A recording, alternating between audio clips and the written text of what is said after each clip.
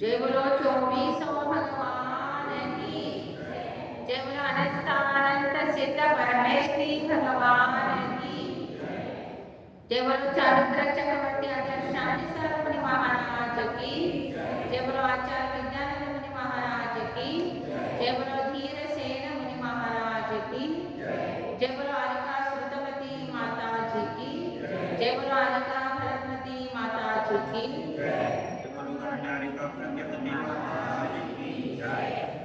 वंदितु सौवसिद्धे ध्रुवमचलमनोवमङ्गलिं पत्ते ओच्छामि समयपाहुडमिनमो सुदकेवली भनिदं सुदकेवली भनिदं सुदकेवली भनिदं।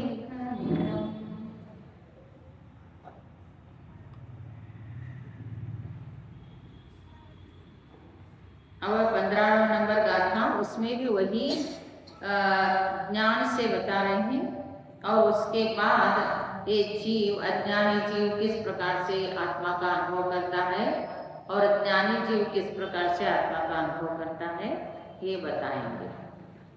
जो पश्यति अपानम अबद्ध पुट्टम अनन्नम विशेषम अपरेश सुत्तमज्जम पश्यति जन शासनम सौवम। वही जो आत्मा को देखता है कैसे अपानम पश्यति आत्मा को देखता है अबद्ध पुट्टम अबद्ध स्पृष्ट अबद्ध स्पृष्ट के लिए कौन से उदाहरण दिया था कमल का। अनन्यम अनन्यम का उदाहरण सपोर वो मिट्टी का जो घट है सपोर है ऐसे अनन्य। अब अविशेषम नियत का उदाहरण क्या दिया था समुद्र अविशेषम सुवर्ण असंयुक्तम अग्नि। तो ये 5 भाव 5 उदाहरण से बताया गया था। तो इस प्रकार से जो आत्मा को जानता है सौवम जिन शासनम पश्यति वो संपूर्ण जिन शासन को जानता है समझ लेना। अर्थात जो आत्मा को जानेगा वो सब कुछ जान लिया। जो जानति अपानम सो जानति सब कुछ जानता है। एकम जाने सो सौवम जाने एकम न जाने सो सौवम न जाने। अर्थात एक को जिसने जाना है उसने सब कुछ को जाना है और जिसने एक को नहीं जाना वो कुछ भी नहीं जाना। अर्थात जो लौकिक में जो भी जितना भी वस्तु है चाहे कितना भी वो पढ़े लिखे हुए हो डिग्री भी है और बहुत हाई एजुकेटेड है फिर भी उसको आत्मा का ज्ञान है तो इस अलौकिक के दृष्टि से वो कैसे है अज्ञानी ही है। और इसमें एक अक्षर का भी ज्ञान नहीं है पढ़ा लिखा भी नहीं है लेकिन उसको भेद ज्ञान हो जाए और आत्मा को जान लेता है शरीर अलग है आत्मा अलग है इस प्रकार ज्ञान होके कितना भी पर पदार्थों से सहित है कर्मों से सहित है सब कुछ उसके आत्मा के साथ होते हुए सिर्फ एक आत्मा को ही जानता है वो सर्वम जाने वो सब कुछ जाना। इस प्रकार से उसको कहा जाता है। समझ में आ गया। तो इसलिए कहते हैं कि जो आत्मा को जानता है सब। तो अमृतचंद्र आचार्य आत्मकथा की टीका में बताते हैं कि अज्ञानी किस प्रकार आत्मा का अनुभव करता है और ज्ञानी किस प्रकार आत्मा का अनुभव करता है। अबद्ध स्पृष्ट अनन्य नियत अविशेष और असंयुक्त ऐसे 5 भाव रूप आत्मा की जो यह अनुभूति है वही निश्चय से समस्त जन शासन की अनुभूति है। जो आत्मा की अनुभूति है वो संपूर्ण जन शासन का है क्योंकि श्रुत ज्ञान स्वयं आत्मा ही है। श्रुत ज्ञान जो है स्वयं आत्मा है। इसलिए जो यह ज्ञान की अनुभूति है वही आत्मा की अनुभूति है। यहाँ पर यह विशेषता है कि सामान्य ज्ञान का तो प्रकट होना और विशेष ज्ञेयाकार ज्ञान का आच्छादित होना, उससे ज्ञान मात्र ही जब अनुभव किया जाए तब ज्ञान प्रकट अनुभव में आता है। तो भी जो अज्ञानी है ज्ञेयों अर्थात पदार्थों में आसक्त है उनको वह नहीं रुचिता। जैसे अनेक तरह के शाक में सब्जी आदि भोजनों के संबंध से उत्पन्न सामान्य लवण का तिरोभाव अर्थात अप्रकटता तथा विशेष लवण का आविर्भाव प्रकटता, उससे अनुभव में आने वाला जो सामान्य लवण का तिरोभाव रूप लवण तथा लवण का विशेष भाव रूप व्यंजनों का ही स्वाद अज्ञानी और व्यंजनों के लोभी मनुष्य को आता है। परंतु अन्य के असंयोग से उत्पन्न सामान्य के आविर्भाव तथा विशेष के तिरोभाव से एकाकार अभेद रूप लवण का स्वाद नहीं आता, और जब परमार्थ से देखा जाए तब तो विशेष के आविर्भाव से अनुभव में आया क्षार रस रूप लवण है, वही सामान्य के आविर्भाव से अनुभव में आया हुआ क्षार रस रूप लवण है। कितना सुंदर बताएं, किस प्रकार बता रहे हैं। जो ज्ञानी है आत्मा को जान लिया, पहला ही उन्होंने जाना ज्ञान दर्शन चारित्रमय आत्मा है, इसे जाना, समझ में आ गया ना। फिर वो जानने के बाद कितना भी उनके साथ पर द्रव्य से संबंधित अर्थात कर्मों से संबंधित द्रव्य कर्म है, भाव कर्म है, नो कर्म है, फिर राग द्वेषादि से लिप्त आत्मा है, तो भी उसमें वो आत्मा का ही अनुभव करते हैं। इन सबके साथ होते हुए भी ज्ञानी शुद्ध आत्मा का ही अनुभव करता है। जैसा उन्होंने उदाहरण दिया, एक अज्ञानी होता है, सब्जी में कितने चीजें डालते हैं आपको मालूम है, कितने व्यंजन डालते हैं, जीरा है, धनिया है, मिर्च है, और भी कोई मसाला बहुत डालते हैं, फिर लवण भी है उसमें। इन सारे चीजों को डालकर, और खुद सब्जी का भी स्वाद है, इन सारे चीजों को डालकर जब सब्जी बनाते हैं, उसमें सब्जी में जितने चीज मिला हुआ है उसका अनुभव अनेक रूप का स्वाद रूप एक सब्जी बना उसका अज्ञानी अनुभव करता है। और उसमें जो नमक है उसका अनुभव नहीं करता। उसमें नमक एक अलग चीज है कि नहीं है, लेकिन जो इतने सारे मसाला है सब बराबर हुआ है तो सारे मसालों का अनुभव कर रहा है, केवल एक नमक का अनुभव नहीं कर रहा। सब्जी खाते समय करते कि नहीं आप लोग, सब्जी का ही स्वाद लेते हैं ना, नमक का स्वाद तो नहीं ले रहे अकेले। तो जैसा एक अकेले सिंगल नमक का क्षार रूप स्वाद है, वो सभी मसालों के साथ मिला हुआ अकेला नमक का स्वाद लेता नहीं है अज्ञानी। परंतु जो ज्ञानी होता है, से उदाहरण ज्ञानी होता है, वो क्या करता है कि उसमें जो अकेला नमक है उसका स्वाद जैसा बिना मिलाया हुआ अकेले नमक का स्वाद है वैसा स्वाद लेता है। तो वैसा ही कर्मों से सहित अशुद्ध आत्मा का अनुभव तो अज्ञानी करता है, लेकिन शुद्ध आत्मा का अनुभव नहीं करता। कोई कौन कर रहे बताओ, कर्म सहित आत्मा है तो किसी को शुद्ध आत्मा का पता है?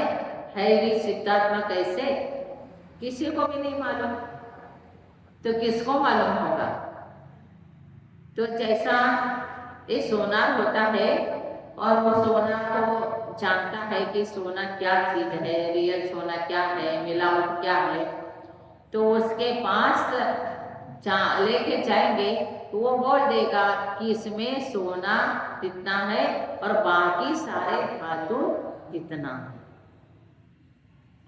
8 धातु मिला हुआ है, उसमें सोना भी एक धातु है, लेकिन ये सब लोग 8 धातुओं का ही ज्ञान है, उसमें अकेला सोना का ज्ञान नहीं। अकेला सोना का ज्ञान किसको होगा, जो सोना का ज्ञान जिसको है।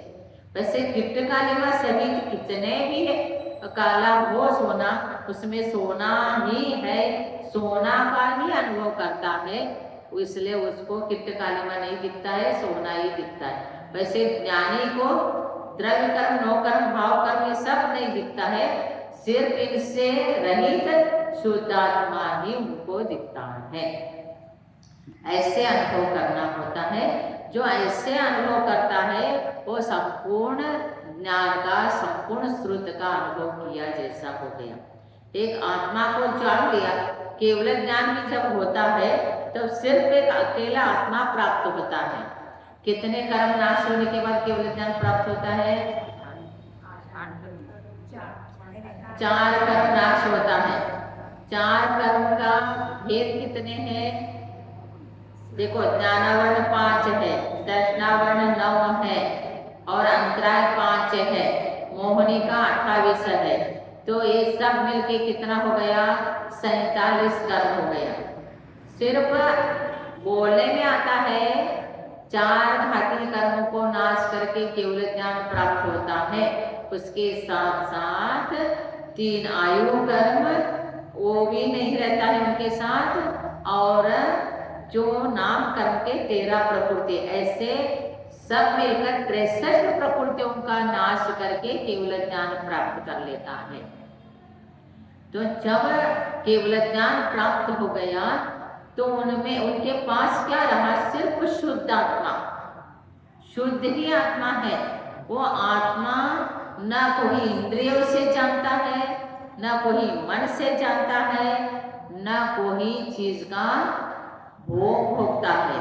साता वेदनी कर्म का उदय भी चल रहा है तो भी उनको सुख का, और असाता वेदनी का उदय भी है तो दुख का उनको अनुभव ही नहीं होता है, क्योंकि उनका उपयोग किसमें है?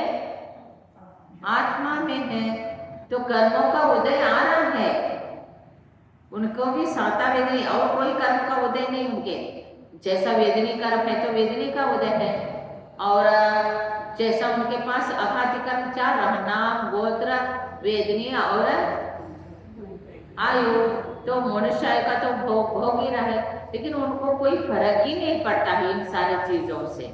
और अपने को वेदनी कर्म साता वेदनी का है तो हम सुख भोगते हैं, असाता वेदनी का तो हम दुख भोगते हैं। क्यों भोग रहे हैं? मोहनी कर्म के कारण। वेदनी कर्म भी तभी फल देता है उसके साथ मोहनी कर्म है, तो मोहनी कर्म नाश हो गया तो जला हुआ रस्सी के समान ये चारों आघाती कर्म होते हैं।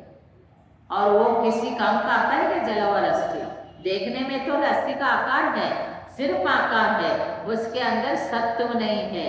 वैसे और एक दूसरे रस्सी हो वो कितना टाइट है, वैसे मोहनी कर्म के साथ ये सारे कर्म, नाम कर्म भी हो, गोत्र कर्म भी हो, और वो जो है वेदनी कर्म हो, ये सब फल देता है।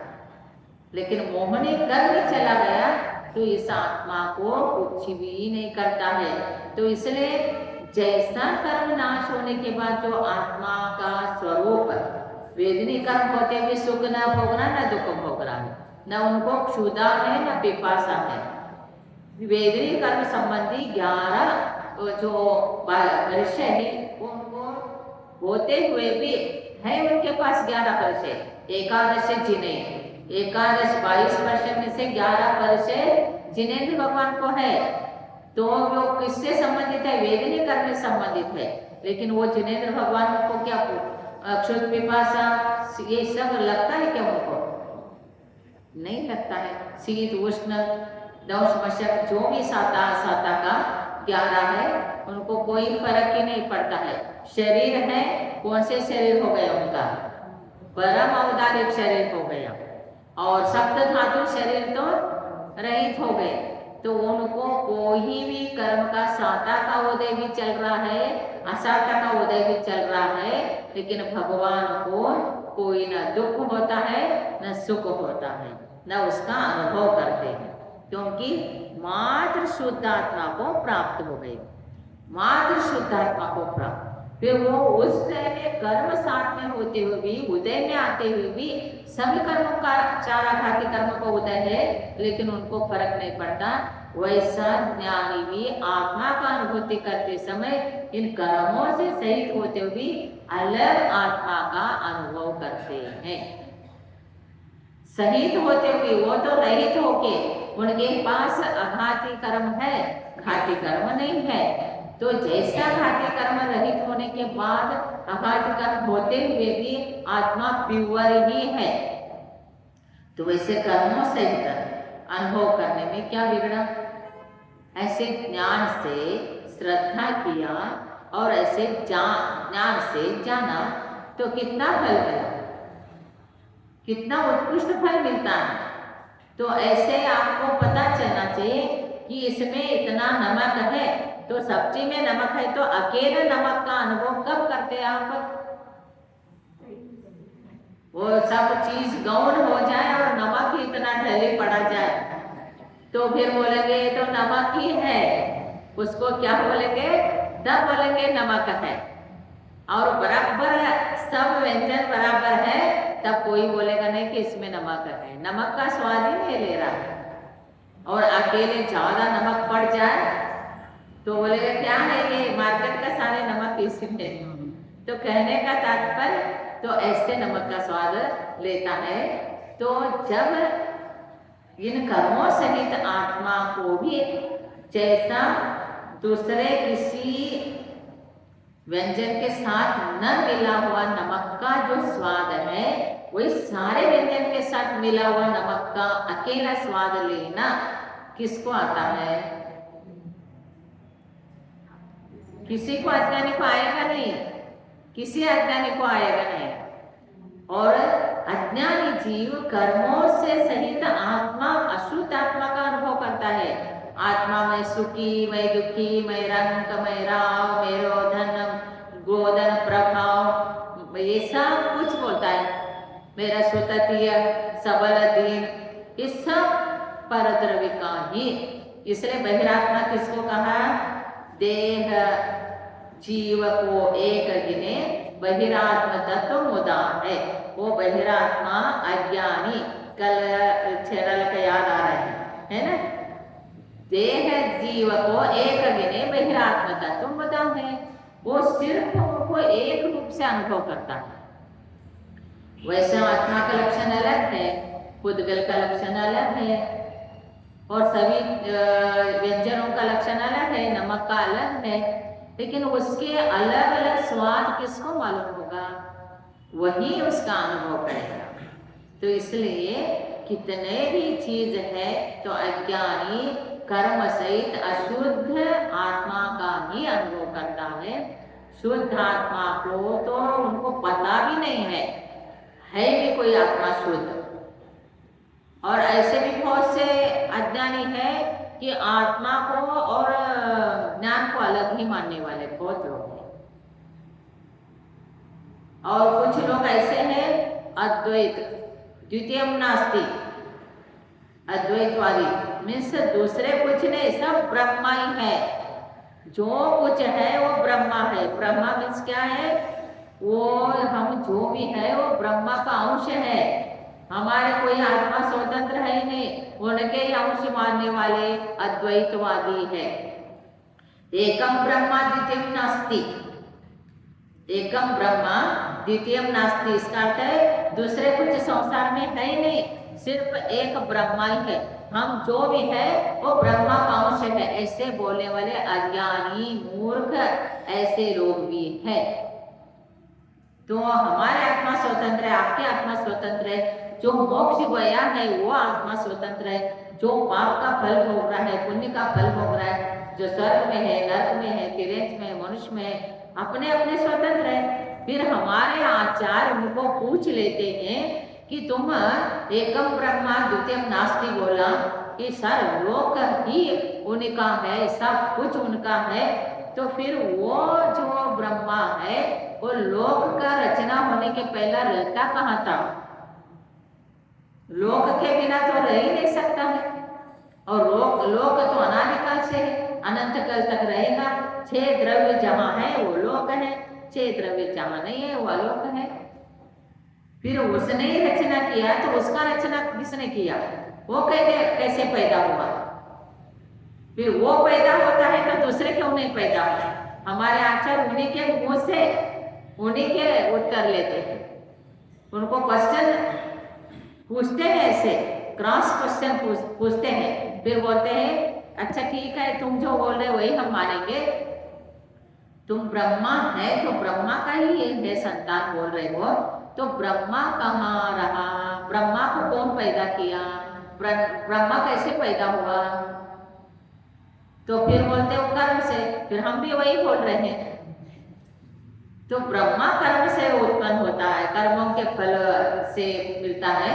तो हमारे को भी ऐसे प्रत्येक जीव अपने अपने पाप पुण्य का फल भोगता है, दूसरे कोई नहीं है। तो फिर स्वयं एवं जो है, प्रत्येक आत्मा स्वतंत्र है, प्रत्येक आत्मा का द्रव्य गुण पर्याय स्वतंत्र है। एक द्रव्य दूसरे द्रव्य रूप नहीं होता, एक गुण दूसरे गुण रूप नहीं होता, एक पर्याय दूसरे पर्याय नहीं रूप होता, अपने अपने स्वतंत्र है। स्व चतुष्टय पर चतुष्टय, शाद अस्ति शाद नास्ति, और अस्ति स्व चतुष्टय से, नास्ति पर चतुष्टय से। तुम्हारा द्रव्य क्षेत्र काल भाव स्वतंत्र है, हमारा द्रव्य क्षेत्र काल भाव स्वतंत्र है, प्रत्येक जीव का द्रव्य क्षेत्र काल भाव स्वतंत्र है। तुम्हारा विचार तुम्हारे साथ, हमारे विचार हमारे साथ। कोई कर्म का नाश करता है, मोक्ष चाहता है, कोई कर्म बंद करके नरक चाहता है। फिर वो ब्रह्मा ने ऐसे क्यों पैदा किया? फिर प्रश्न पूछते हमारे आचार्य, यदि ब्रह्मा के अंश है तो किसी को गरीबी, किसी को श्रीमंत, और किसी को तो इतना दुखी, ऐसे क्यों बनाया? फिर ब्रह्मा को एक उसके अंदर भेदभाव है, राग द्वेष है, तो वो ब्रह्मा कैसे हो गया? फिर बोलते हैं कि वो अपने अपने पाप से, अपने अपने पुण्य से पैदा हो गए। फिर अपने अपने पुण्य अपने अपने पाप से पैदा हुआ, ये हमने सिद्धांत करे तो वहीं पर आता है, फिर कर्मों के ऊपर ही आता है। वो भी ब्रह्मा द्वैतवादी जो है फिर कर्म सिद्धांत के ऊपर ही आते हैं। तो कहने का तात्पर्य, कर्मों से सहित भले ही हो, कर्मों का फल भी भोगते रहे, लेकिन उस टाइम में भी आत्मा उनसे भिन्न है। ये जब हमारे अंदर श्रद्धा पैदा हो जाएगी, हमारे को ज्ञान हो जाएगा, हम उस प्रकार से आचरण करेंगे तो हमारे निश्चय सम्यक दर्शन हो गया, निश्चय सम्यक ज्ञान हो गया, निश्चय सम्यक चारित्र हो गया। अनुभूति बाद में कपड़े, बहिरंग अंतरंग परिग्रह, उत्तम आत्मा किसको कहा? द्विविध संग बिना उत्तम आत्मा निज ध्यानी। 2 प्रकार का संग रहित, अंतरंग संग का अर्थ क्या है? अंतरंग परिग्रह, बहिरंग परिग्रह। अंतरंग परिग्रह कितने हैं? 14। मिथ्यात्व, क्रोध, मान, माया, लोभ, हास्य, रति, अरति, शोक, भय, जुगुप्सा, स्त्रीवेद, पुरुषवेद, नपुंसक वेद, ये 14 है अंतरंग परिग्रह। बहिरंग परिग्रह क्षेत्र, वास्तु, हिरण्य, सुवर्ण, धन, धान्य, दासी, दास, कुप्य, प्रमाण, ये सब है 10 प्रकार के। कुप्य में वस्त्र भी लेना, बर्तन भी लेना, 10 प्रकार हो जाए। तो ये इससे रहित जो है, विविध संग बिना शुद्धोपयोगी उत्तम निज आत्मा, वो शुद्ध आत्मा का जो अनुभव करता है वो उत्तम अंतरात्मा है। फिर जो देश प्रत्यनगारी मध्यम अंतरात्मा है, 5वां गुणस्थान है, और अविरत सम्यक दृष्टि जगन्य अंतरात्मा है। समझ में आ गया? तो अंतरात्मा किसको कहा? उत्तम मध्यम जगन्य, जिसने आत्मा को जाना। जैसा जाना वैसा श्रद्धा किया, फिर वो ध्यान श्रद्धा पूर्वक आचरण करेगा तो उसके आचरण, उसका चर्या, उसका चारित्र, परंपरा मोक्ष के लिए कारण बनेगा। अनुव्रत महाव्रत ये अपने को शुद्धात्मा को दर्शाने वाले हैं। पहले ये व्यवहार है, अनुव्रत धारण करना व्यवहार है, महाव्रत धारण करना व्यवहार है, दीक्षा लेना व्यवहार है, लेकिन ये सब व्यवहार के बिना क्या नहीं है, मोक्ष नहीं है। ये पहले समझो आप। इसको व्यवहार करके छोड़ देंगे तो क्या होगा, नरक में जाएंगे, क्योंकि अशुभ उपयोग रहेगा। शुभ उपयोग रहेगा नहीं, शुद्धोपयोग का तो आता भी नहीं, पता भी नहीं। किसी को शुद्धोपयोग मालूम ही नहीं है। शुद्धोपयोग को कितने लोग जानते हैं? अशुभोपयोग को तो सब लोग जानते हैं, शुभोपयोग को भी बहुत कम लोग जानते हैं, क्योंकि वो धर्म करने के लिए यहाँ आए, त्याग संयम में मन लगे और तत्व चिंतन में मन लगे और आत्मा के ज्ञान करके लेने में, शास्त्र में मन लगे, सारे शुभ उपयोग हैं। वो शुभ उपयोग धर्म ध्यान किनको होता है? चौथा गुण स्थानवर्ती को होता है। और 8 रोधक ध्यान तो सब करते ही रहते हैं, किसी को बोलना ही नहीं पड़ता, उनको सबको सब मालूम है। एक इंद्रिय जीव है, उसको भी काम भोग बंद कथा उसको भी सब मालूम है। आहार संज्ञा, फल संज्ञा, मैथुन संज्ञा, परिग्रह संज्ञा, 4 संज्ञा है पेड़ों को भी, एक इंद्रिय जीव को भी। उसको खाद डालोगे, दूसरे पेड़ का पहला खाएगा, फिर अपना खाएगा। और वहां पर कहीं भी आपको मालूम नहीं, आपके पूर्वज ने कहीं पर सोना वगैरह एक घड़ा करके रखा है, आपको मालूम नहीं, वो एक इंद्रिय को मालूम है। वो घड़ा को अपने रूट से सब लिपटा जाएगा। वो परिग्रह संज्ञा, भय संज्ञा, वो कोई काटने के लिए चाहे तो काटते हैं, इसलिए रेड लाइट लगता है। वो साइंस ने प्रयोग किया है ना, वो खाद डालो, प्यार करो तो वो हरा लाइट लगता है, और उसको काटने के लिए जाओगे तो रेड लाइट लगता है। भय संज्ञा है उसको, आहार संज्ञा, भय संज्ञा, मैथुन संज्ञा। और उनको क्या है, उसके एक नर और मादे से पेड़ होते हैं, उसके साथ पोलराइजेशन बोलते हैं, इससे इसमें वो जाए तो ही फल लगता है, नहीं तो नहीं लगता है। ये सब कुछ है एक इंद्रिय में भी, समझो आप। तो ऐसे ऐसे जीव है, तो एक इंद्रिय जीव का इतने सारे हैं, तो पंचेंद्रिय को क्या नहीं है। तो इसलिए अपने आत्मा को जानना, उनको सब कुछ मालूम है, काम भोग बंद कथा सबको सब कुछ मालूम है, लेकिन एक आत्मा का ज्ञान किसी को भी मालूम नहीं, समझो आप। तो इस प्रकार से ऐसे जीव जो है अनादिकाल से सिर्फ अशुद्ध आत्मा का ही अनुभव किया और अशुद्ध आत्मा को ही जानता है।